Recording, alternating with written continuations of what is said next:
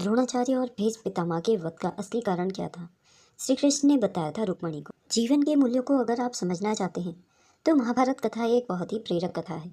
ये कथा सिर्फ युद्ध के बारे में जानकारी नहीं देती, बल्कि जीवन को किस तरह से जीना है इसके बारे में भी बहुत कुछ बताती है। महाभारत का युद्ध 18 दिनों तक चला था।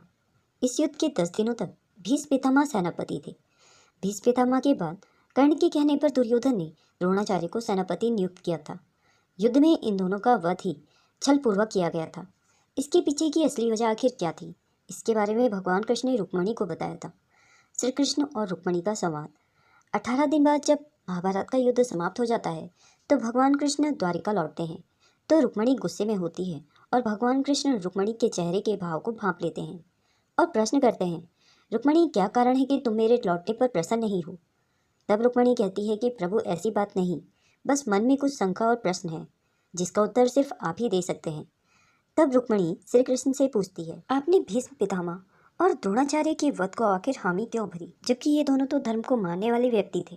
रुक्मणी की बात सुनकर भगवान कृष्ण ने कहा, इसमें तो कोई भी संदेह नहीं होना चाहिए कि भीष्म पितामह और द्रोणाचार्य दोनों ने ही जीवन भर धर्म का पालन किया, लेकिन इन दोनों के अच्छे कर्मों को सिर्फ एक पाप ने ही नष्ट कर दिया था, द्रौपदी का चीरहरण। इस उत्तर को सुनकर रुक्मणी हैरान होकर पूछती है, ऐसा कौन सा पाप इन दोनों से हुआ था? श्री कृष्ण ने कहा, चीरहरण। रुक्मणी को चीरहरण की घटना की याद दिलाते हुए भगवान कृष्ण ने कहा, जब भरे दरबार में द्रौपदी का चीरहरण हो रहा था उस समय भीष्म पितामह और आचार्य द्रोणाचार्य भी वहाँ विराजमान थे।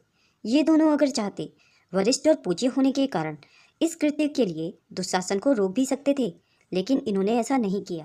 इसलिए इनके इस पाप के कारण सभी प्रकार की धर्मनिष्ठा समाप्त हो गई। रुक्मणी को श्री कृष्ण की बात समझ में आ गई, लेकिन इसके बाद तुरंत ही उन्होंने श्री कृष्ण से कर्ण के बारे में प्रश्न किया, तो फिर कर्ण का वध क्यों कराया? कर्ण तो एक दानवीर व्यक्ति था और इंद्र को भी उसने खाली हाथ नहीं भेजा। उसकी दानवीरता तो तीनों लोकों में ही प्रसिद्ध थी, तो आखिर कर्ण का क्या दोष था? कर्णवध। श्री कृष्ण ने बड़ी ही विनम्रता से रुक्मणी से कहा, सब बातें सही हैं, लेकिन याद करो, जब रणभूमि में अभिमन्यु घायल होकर भूमि पर अचेत होकर गिर पड़ा तो उसने समीप खड़े कर्ण से जल मांगा। कर्ण जहाँ पर खड़ा था वहाँ पर एक गड्ढे में जल भरा हुआ था, लेकिन कर्ण ने घायल और मरते हुए अभिमन्यु को जल की एक बूंद तक न दी। उसके ऐसा करने से ही उसके द्वारा जीवन भर किए गए दान का महत्व ही समाप्त हो गया और युद्ध में उसी गड्ढे में कर्ण के रथ का पहिया धंस गया और वो मृत्यु को प्राप्त हुआ। श्री कृष्ण के इन उत्तरों को सुनने के बाद रुक्मणी का गुस्सा शांत हुआ। दोस्तों, अगर यह वीडियो आपको पसंद आई हो तो इसे लाइक और शेयर जरूर करें। अगर आप मेरे चैनल में नए हैं और ऐसी ही रोचक कथाएं सुनना पसंद करते हैं तो मेरे चैनल को सब्सक्राइब करें। आगे मिलते हैं नई वीडियो के साथ।